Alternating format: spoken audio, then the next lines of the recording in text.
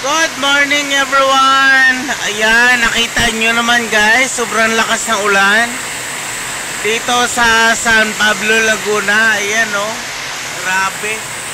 Nagsimula ang malakas na ulan alas 3 na madaling araw. Hanggang ngayon, 6:04 na. Sobrang lakas ng ulan guys. Nakita nyo naman yan.